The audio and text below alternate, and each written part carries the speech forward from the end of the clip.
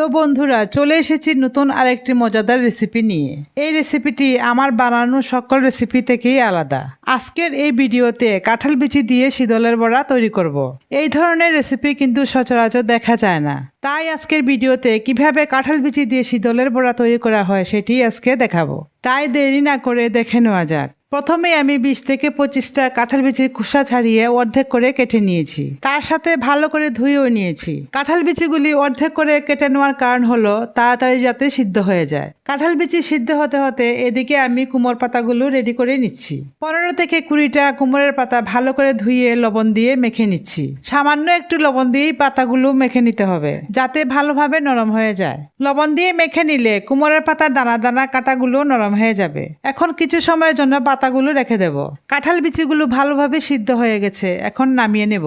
একটু হাত দিয়ে কতটুকু নরম হয়েছে কিনা একটু দেখলেই ভালো হয়। কাঁঠাল বিচি দিয়ে কিন্তু বিভিন্ন ধরনের রেসিপি তৈরি করা যায়, বিভিন্ন ধরনের সুস্বাদু তরকারিও বানানো যায়। এদিকে কথা বলতে বলতে কাঁঠাল বিচিগুলো ভালোভাবে সিদ্ধ হয়ে গেছে। এবারে মিক্সচার গ্রাইন্ডারে আধা বাটা করে বেটে নেব। বাটার সময় লক্ষ্য রাখতে হবে সামান্য পরিমাণে কিন্তু জল দিতে হবে। আপনারা চাইলে শিল বাটায়ও বেটে নিতে পারেন। একদম মিহি করে বেটে নিলে কিন্তু বড়ার স্বাদটা আসবে না, তাই কাঁঠাল বিচিগুলির দানা দানা থাকলেই ভালো হয়। এই রেসিপিটা যে অত্যন্ত দারুণ হবে বাড়িতে না বানালে কিন্তু বুঝতেই পারবেন না। তাই একবার না হলেও বাড়িতে বানিয়ে দেখবেন, খেতে কিন্তু দারুণ লাগে। বড়ার মশলা তৈরি করার জন্য অল্প আঁচে কড়াইতে তেল দিয়ে দিলাম। এদিকে তেল গরম হতে হতে অন্য চুলায় আমি শীতলগুলো ভালো করে সিদ্ধ করে নেব। ভালো করে নেড়েচেড়ে দিতে হবে যাতে শীতল থেকে কাঁটাগুলো আলাদা হয়ে যায়। তেল গরম হয়ে গেছে। মশলা রেডি করার জন্য এখানে 10 থেকে 12টা পেঁয়াজ কুচিও দিয়ে দিলাম। ভালো করে পেঁয়াজগুলো নেড়েচেড়ে ভেজে নিতে হবে। এখন একে একে রসুন বাটা এবং লঙ্কা কুচিও দিয়ে দিলাম। মশলাগুলোকে ভালো করে নেড়েচেড়ে দিতে হবে যাতে নিচে না লাগে। পেঁয়াজগুলো হালকা বাদামি রং হওয়ার পর আগে সিদ্ধ করে রাখা শীতলের জলগুলোও দিয়ে দেব। তো বন্ধুরা এখন কাঁঠালের সিজন, তাই প্রচুর পরিমাণে কাঁঠাল বিচি পাওয়া যায়। তাই বিভিন্ন জায়গা থেকে কাঁঠাল বিচি সংগ্রহ করতে পারবেন। রেসিপিটা দেখতে যেমন সোজা, বানাতেও কিন্তু ভেজাল নেই। তাই অতি সহজেই রেসিপিটি বাড়িতে বানাতে পারবেন। ভিডিওটা ভালো করে দেখলেই হবে। এখন স্বাদ অনুযায়ী লবণ দিয়ে দিলাম। তার সাথে দিয়ে দিলাম 1 চামচ হলুদের গুঁড়া এবং 3 চামচ লঙ্কার গুঁড়া। ঝালটা আপনারা স্বাদ মতোই দেবেন। এখন সব মশলাগুলোকে একত্রে মিশিয়ে নেব।